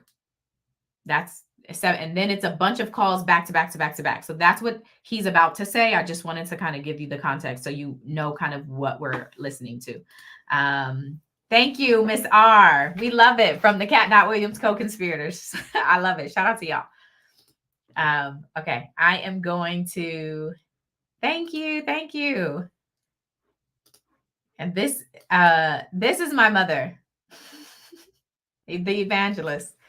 She is in here as well. So thank y'all. Thank you, Mom, for joining. Okay, I'm going to play this clip so you can hear what he says. At 7:29. So at 6:58 p.m. The first call is at 7:29. So it shows up there as 19:29. Again, that's in 24-hour military time. Subtract 12 hours from 19, and you get 7:29. And who is the associated name calling who? So we see that that's between 6080 and 3904. The 6080 is the calling number, and that is Demise McMullen, or the number associated with Demise McMullen. And then the 3904 is associated to Jeffrey Williams. So Agent Bernie, after how much time is between the first call and the second call? So 7:29, again, that call there lasts for approximately 47 seconds. And then the next call is at 7:31. Again, the 6080 calls the 8008 number. Now, the call immediately after that, who was associated with 3145? 3145 is Justin, who calls the 8008. That was me taking notes. Sorry, I rewound. Now, the call immediately after that, who was associated with 3145? 3145 is Justin Cobb. And how long is that call between 3145 and 8008? So that's this call. Let me address this really quick. So what's on the charts is he has basically put together a list of phone numbers and who they belong to. It's my chart. So on the chart, he essentially says 1990 is Dolly, that's Thug's sister. 9220 is Brian Williams, like Birdman. 9596. So he has these numbers, and then on that chart, he is saying who called who and at what time and how long the call was. That's essentially what he's going over. But again, the biggest takeaway for me so far that I think the state is trying to put with their theory is that 7 minutes after Donovan Thomas was killed, there's this phone call from Nard to Thug. And then after that first one, it's kind of this succession of calls of this group of people all calling each other in a short time span, right? It's like Nard to Javaris, Jeffrey to Jeffrey, Jeffrey to Kelvin Treadwell, Jeffrey calls Kelvin Treadwell again, Treadwell calls Jeffrey Williams. So that's essentially, they're trying to show that, like, look at this flurry of calls afterward. That's what we get. Again, at 7:31, that lasts for 34 seconds. And then after that, is there another call, but with 0 seconds between 6080 and 8008? There it is. Again, at 7:31. 7:31. Now, There's conduct a toll analysis. Okay. So we got all of that. If you're just joining there, I went through it all. Maybe I'll revisit in a second, but that's essentially the setup and what I think the state is trying to put across. But here's the other part that I think is even more confusing for the state's case. They had people testify in this case. There's one guy who was in the barbershop when it happened. He testified. And then there was another guy who was also shot, right? And he also testified. And even those testimony. We have our star witness people that they have. You know, we have Quindarius Zachary and we have Kenneth Copeland, and they are saying, you know, this is what happened when Donovan Thomas was killed. But they had these eyewitness testimonies, and those also contradict or seem to contradict some of these theories. So I'm going to play some of those clips. Is this a small, medium, or large amount of? Okay, let me just, I don't want to say too much. Or large amount of activity between these numbers. Objection foundation. Who, if anyone, that you described in your interview was from the county? Woody, I got her name. It's Woody something. Nickname, Woody, whatever. Do you know, during your interview, do you recall providing a description of the person who was the first front seat passenger to law enforcement? I have said that. Okay. And do you recall, as a part of that description, providing any identifiers? Right.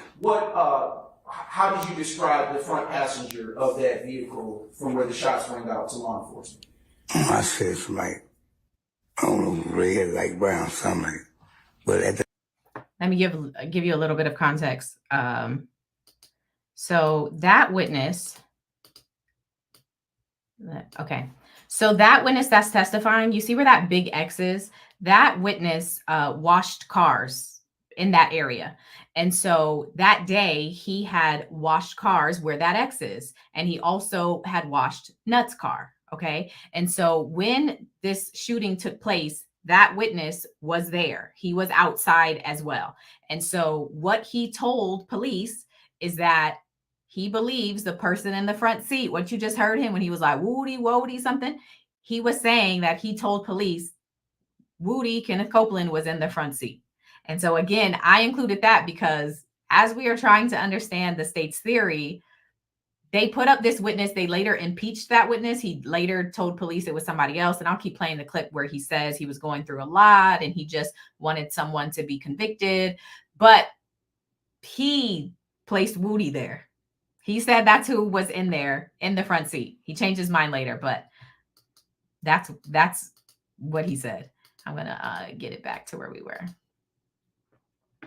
And actually, let me just, I have a couple things that I need to, thank you. Let's get these likes up. Appreciate it. Please do. Thank you. Free Bees on Mars says free Thug, free Lil Mike and Quez. Free Rico and free the jury. Love you, Mel. I found KNW because of you, because she's the best. So thank you for that. If your name is Melanie, listen, I love you already. Super sticker. Thank you so much for the 20. Kat is saying, set up your channel memberships when you get a chance. I will. I've been meaning to and got a little confused, but I will set up the channel memberships. Thank you for that. Word of advice. Building with Goose is my husband. Shout out to all my family members in the chat today. Appreciate y'all. Appreciate my husband. Elizabeth Wright with the super sticker. Thank you so much. Okay, I think I got through them. I'm going to go back to, this is the witness again, who was outside. He had washed some cars. He's testifying and he told police that Woody was in the front seat.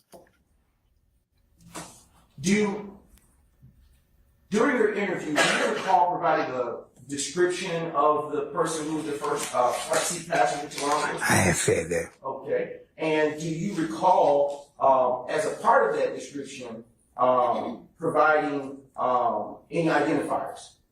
Right. How did you describe the front passenger of that vehicle from where the shots rang out to law enforcement?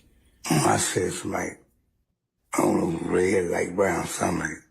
But at that time, I was going through so much, man, mentally. You know, I was just want anybody to get locked up, man, for doing it to my friends. So I wasn't in my right frame of mind at the particular time, man. Let me ask you this. Okay, so that is his testimony. He just said he was going through a lot. He just wanted somebody to be charged for his friend's murder. This is the other witness. Again, he testified, this is months ago, and he was shot. So he's going to give kind of his account of what he says. Here we go. While you were out there at this location standing next to Peanuts, did anything happen? Somebody at night. Correct. Like, be honest, like, we standing right now, so hell, a gray Pontiac pull across. It slow rolled across.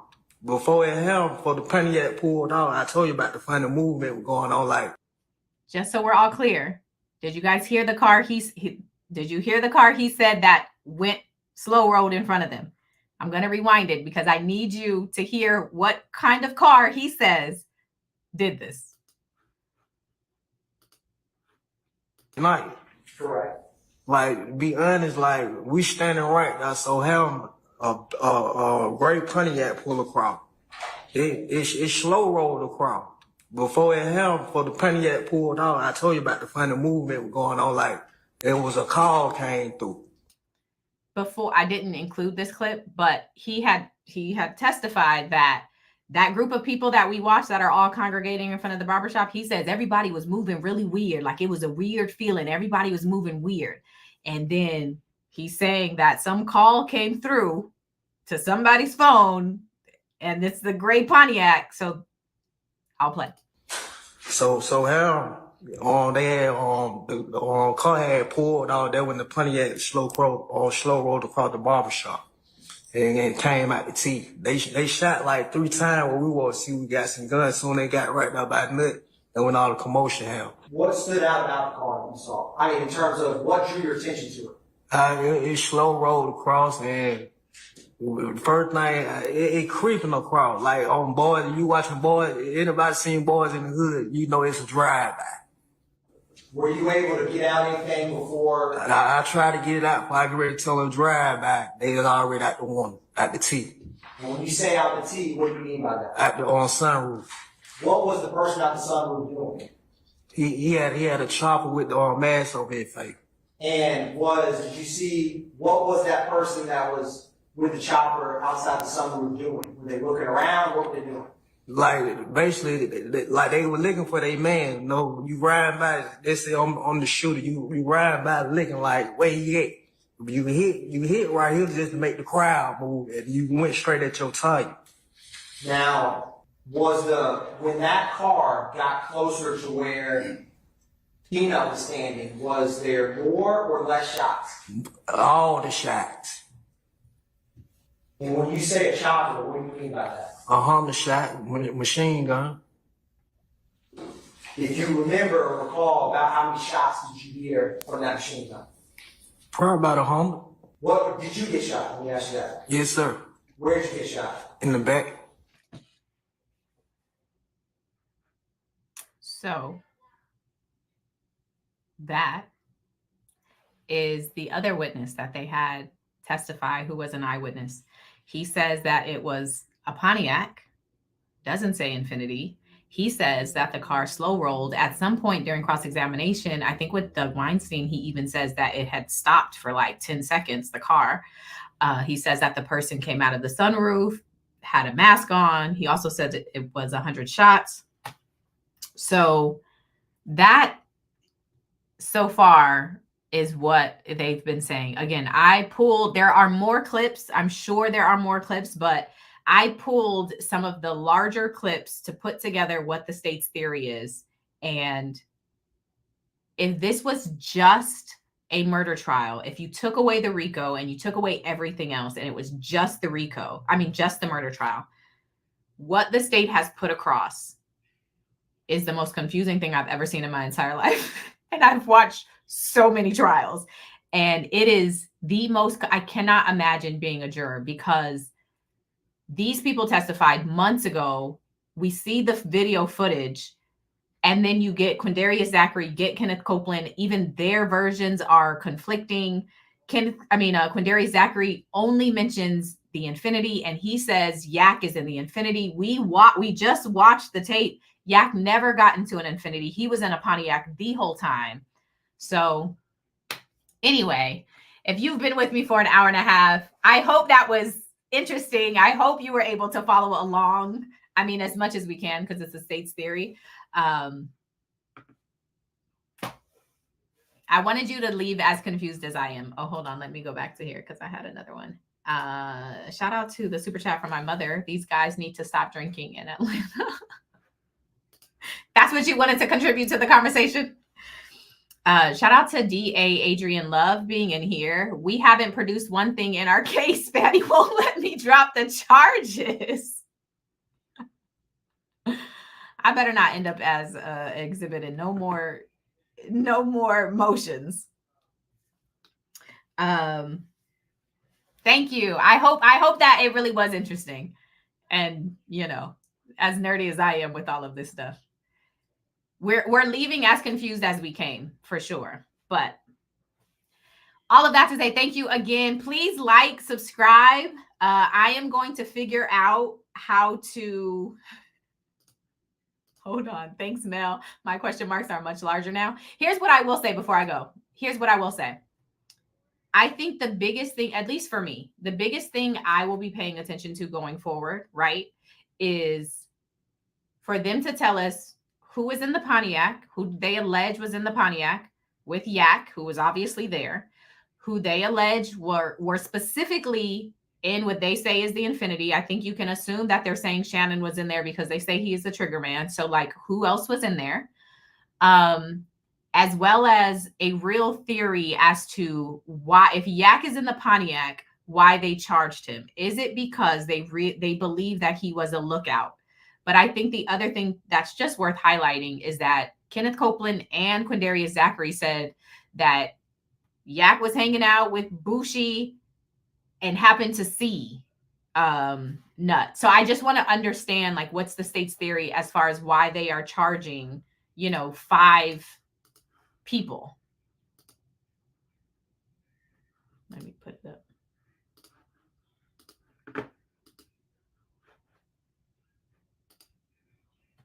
I think, yeah, I want to understand.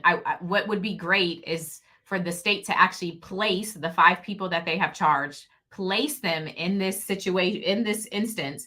Where do they say they were exactly? And what is the role that they are claiming each of them played? Because at this point, we've had so many conflicting witnesses, so much conflicting testimony. Everything has been so confusing. And then the video surveillance, which is only the facts. That's the only amount of, like, real facts that we have here. And it doesn't support even this count. It doesn't support this charge. Like, we don't see it. So I am waiting to see what they have to say about the 5 people that they charged, where they were specifically, and what role that they're alleging they played. That is what's been the most confusing. Let me just read a few of these. Miss AB, I love, thank you. You're always in my comments too. Appreciate you.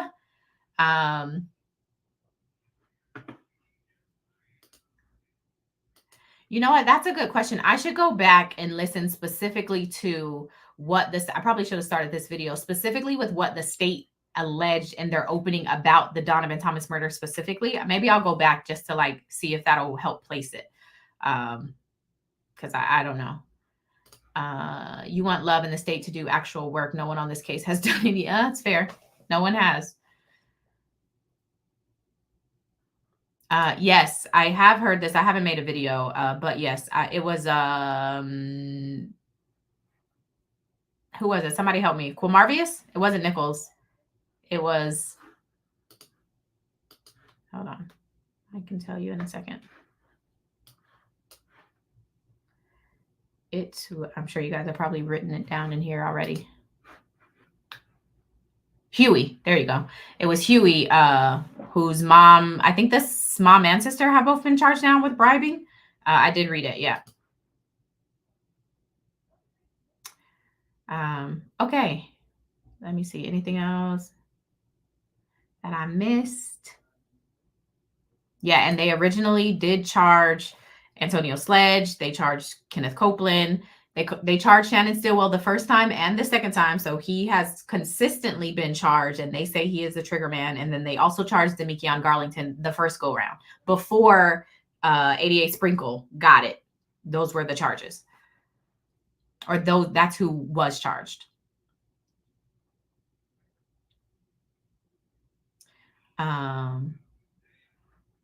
Shout out to Tiffany Thompson. She's one of the mods. She always is here. Thank you very much.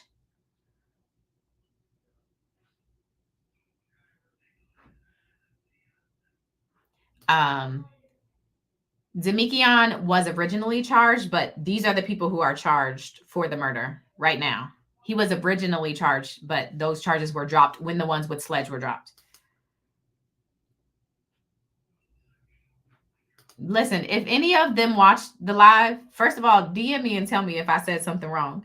But also, if you're the state, tell me what your theory is. Like, I did this because I'm trying to understand the state's theory.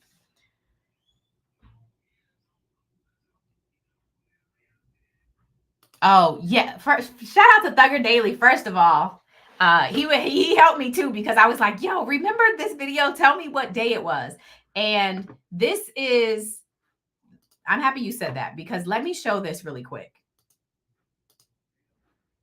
You see the 731 call? Jeffrey Williams calls Jeffrey Williams. They're going to have to explain how was Jeffrey Williams calling Jeffrey Williams, who had his phone.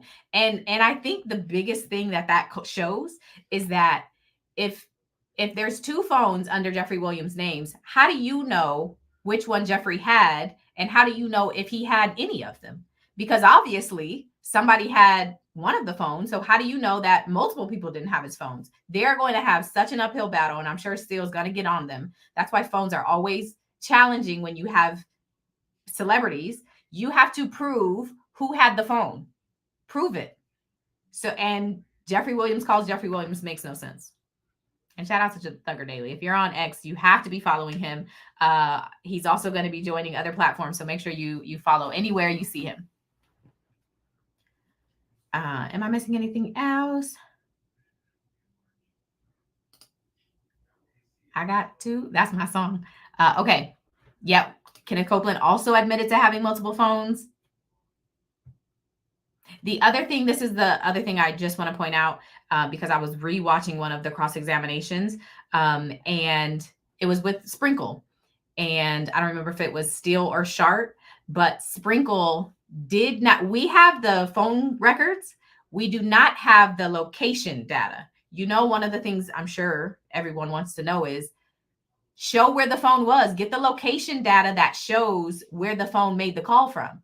Tell me which poles it was connecting from. And Sprinkle has not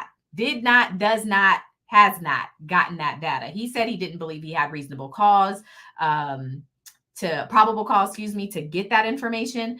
But we are not able to see where some of these phone calls that they're able to show, we can't see where they were made from, like the location they were in when it happened. Hopefully that was making sense. Mel, I have not cracked the case, and I don't want to crack the case. The state don't know what they're doing. They got the wrong car, the wrong people. The jury is so confused. I think that's really what I was trying to get at, is that the state's theory is not clear. It has not been clear. It's not clear. Shout out to Gwig or G-Wig. Mel, I know you're not a lawyer, but what do you think the verdict will be? Friends, please ask Punch Like. This is what I will say, and I will plug myself a little bit. I've done 2 interviews on my podcast with jurors. And the last interview that I did specifically, it was a man who was on a murder trial. And I think his trial was only 2 or 3 days. It wasn't even long. And the biggest takeaway that I got from my interview with him, he said, it's so disruptive when they kept making us get up and leave the juror. They would say, sorry, the judge would say, jurors, we have to excuse you. So we would have to go back to our headquarters. And then when we would come back, he was like, it was happening so much that it would be really disruptive. That's the first thing he said. And then he also said, we would be 2 more things. He said they did witnesses out of order. So we would be hearing a witness talk about something, and then they would jump to like the medical examiner. And then we would jump back to what happened at the party. And then we would jump. So he was saying it was so confusing to keep track of what the story actually was, because they were presenting the witnesses out of order and we couldn't follow. Mind you, this guy is a journalist. Okay. So he said he took a lot of notes and he paid a lot of attention because he's a journalist. This is what he does. So he said that was really confusing to follow, the witnesses being out of order. And then he said there were some gaping holes in the story. And it was clear that there would be an objection. They would talk and the judge would say that obviously this information can't come in. And so he said you would be sitting there and you would be like, there's this massive missing piece that they won't tell us what the answer is. So he was saying that he would, just naturally you start to draw your own conclusions. If you're not going to tell me how that car got to that place, I'm going to draw my own conclusion as to how that car got to that place. So all of that to say, listening to him and thinking about this jury, thinking about this trial, there's so many holes. These witnesses have gone in so many, the order has been insane. We had a judge recused. We have Love getting admonished in front of them. I don't know how you get to anything other than not. I think they're confused is what I'm going to say. I think they're confused. There's so many holes and so much of this doesn't make sense. That's my answer to that. We also, not to mention, we heard, the Lil Wayne bus shooting. This video was specifically supposed to be about Donovan Thomas, but I'm just saying we've heard so many bits of information and it's like, what is your point? So I can only imagine how confusing that is. If it's confusing for us, it's got to be confusing for them. And we have the ability to hit rewind. They don't. So, hold on. Thugger Daily is back. Not to distract you here, but was wondering if you saw the funny motions that were filed by the state like an hour. I have not. That were filed like an hour ago. Should I get them? I have not. Hold on.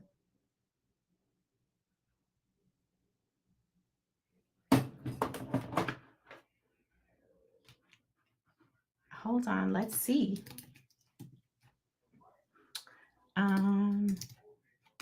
Let me see if I can get into my. Have they hit my email yet? Okay, hold on. Let me log in.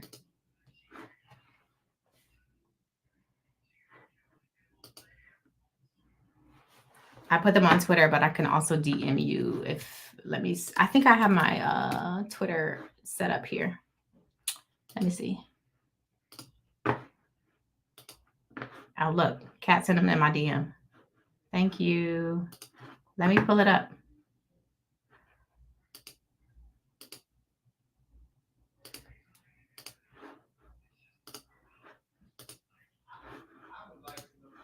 Let me make it big. I'm never good at this.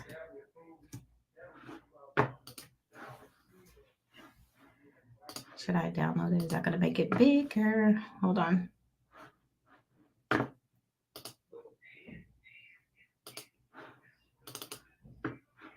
Sorry, thanks for rocking with me while I do these.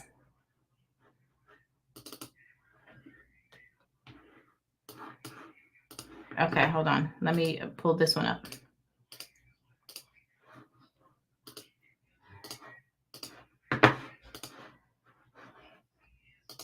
Okay, so we have, thank you for the heads up. Motion in limine. Is it this one?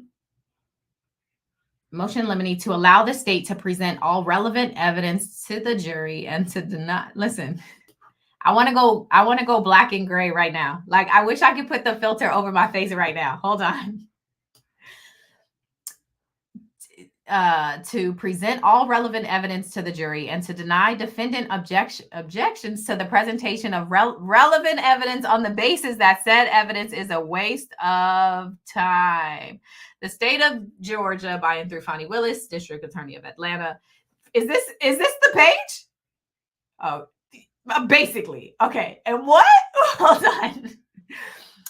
Adrian Love hereby moves this honorable court to allow the state to present all relevant evidence to the jury and to deny objections to the presentation of relevant evidence on the basis that said evidence is a waste of time. Respectfully submitted. StreamYard, you guys got to give me filter access because I need to go black and white right now. Because what? What? Hey, Judge, we ask that you let us present our case and that they can't say 403, basically. Is there another one? This is so stupid. Hold on. Okay, hold on. This is so stupid. Okay, Cat giving me the T print icon, print preview.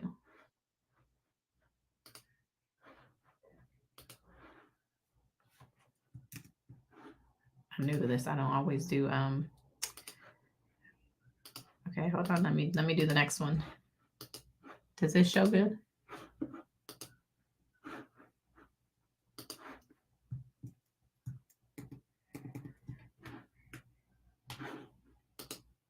I don't know if that's helping.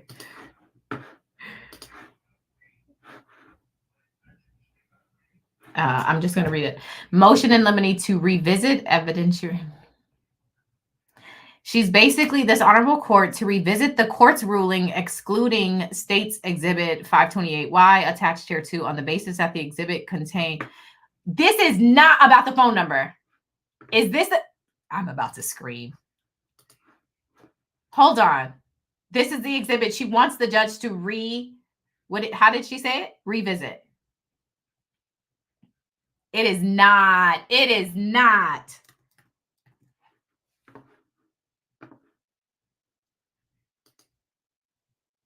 You guys.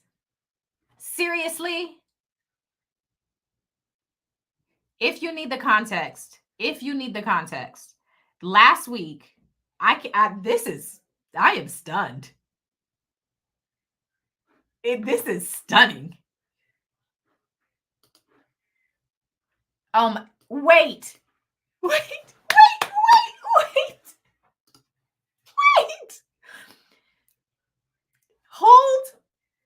Hold on. She wants the judge to revisit this, and so this was excluded. Hold on. I have to get my thoughts together because this is wild. This was excluded because she said, Love said that she was presenting it. It was not supposed to be asserted as facts. It was not, because Max Shart objected to hearsay because comments are hearsay. You can't have people who are not in the courtroom. This is stupid. Anyway, there's objections about hearsay. She says, we're not even going to ask about that. Essentially, we don't care about the comments. No. And then she very directly, almost immediately asked Sprinkle about the dang on comments. She says, that's not what we were asking for, whatever. Specifically, the third comment from the bottom, because it was a phone number. And her whole point, we just talked about phone numbers. Her whole point was to show that that number belongs to Justin Cobb, aka Doo-Wop.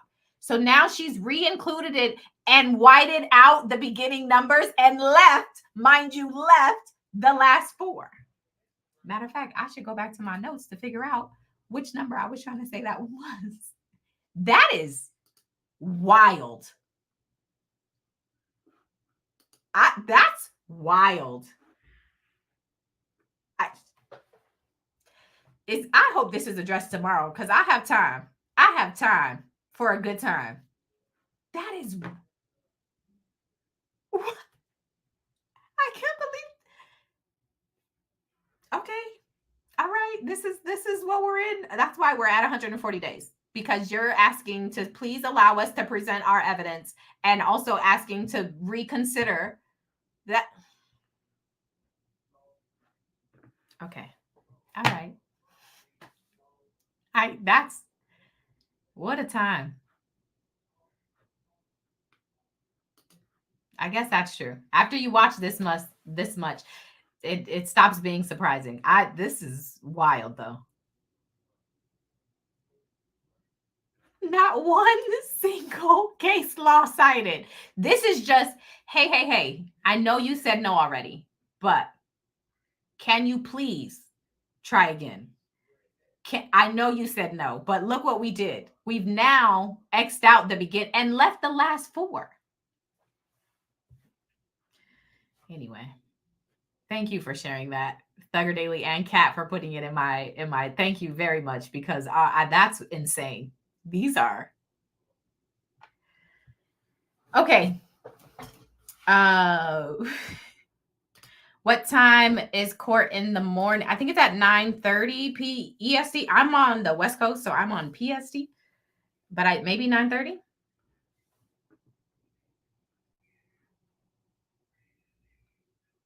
Am I missing anything else? These were filed, so the defense, I'm sure, has seen them. I can't wait for the responses.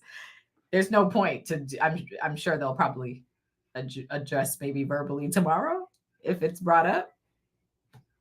That's funny. These are funny.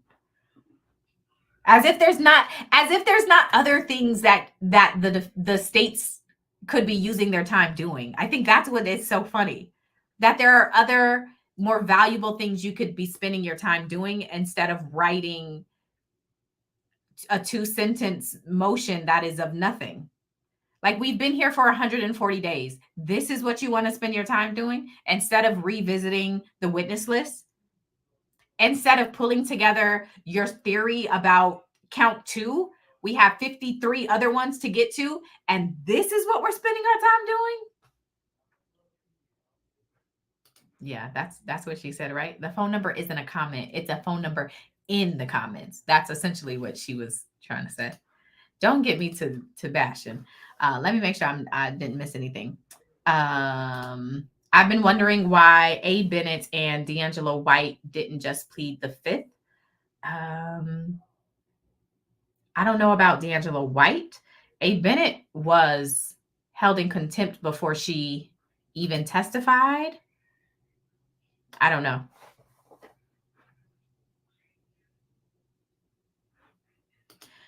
Here's the other. This is what I will say about this. Can someone please explain to me what would be so important about the dang on phone number that she is willing to get cussed out again about it? Right. Because they are alleging that Doo-Wop, Justin Cobb, is one of the people, right? If we go back to the indictment. Oops.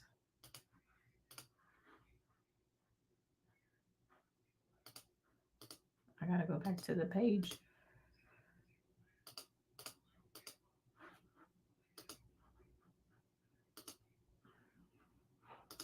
Hold on, sorry. Okay, so if you've been on the stream, you were hearing when we were going over the phone numbers. Some of the phone numbers we are clear about. Some of them we are not. I don't know if this is the only way they think they can get the number in. I'm not sure. But I will say, what I wanted to say is that Justin Cobb is one of the people that they are alleging, or that they have charged with this crime. So his number, and I'm assuming maybe who it called or where it was, is they're going to try to get in. I'm not really sure, and I'm not a lawyer, and I don't want to begin speculating, but it is apparently important to their case. We'll see how. They obviously haven't presented the information in a way that, at least for us, makes sense. So I could only imagine that it's not making sense for the jury either. But, thank you for sending those. I am. Those motions were funny. I just want to make sure I'm not forgetting. Based on their history, nothing will be important about the number. Bet they want to get to who posted it.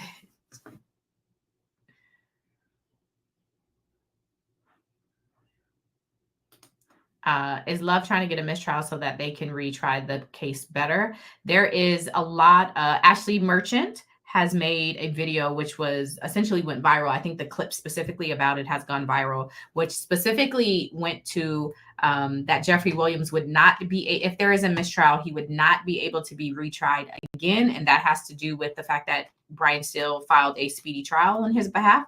So they wouldn't be able to retry him. Of course, when some of these mistrials, when the defense are motioning for mistrials, they are saying they are being goaded into one. And if you're goading them into one, the idea is that it is so that the state can do it again and do it better. That is like the theory, right?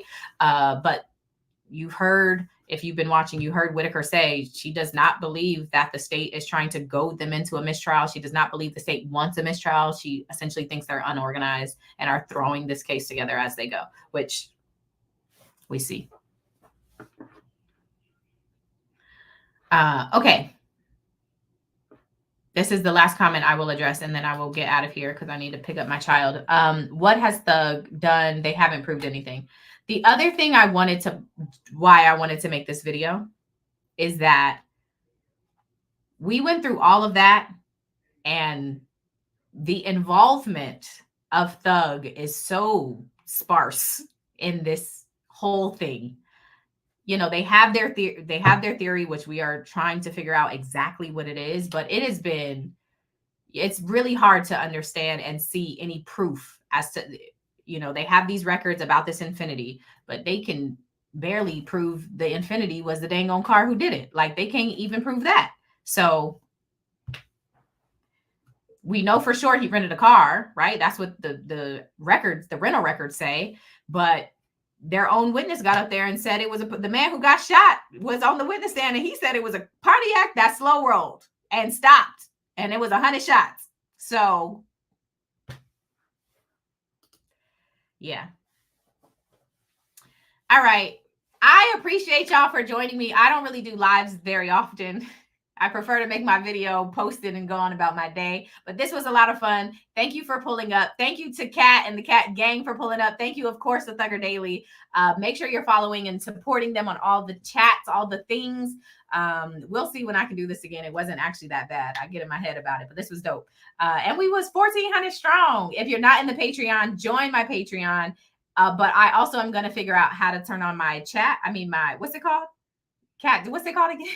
My memberships. I'm going to figure out how to turn on my memberships because I would love that. Support me there too. All right. That said, y'all have a good Tuesday.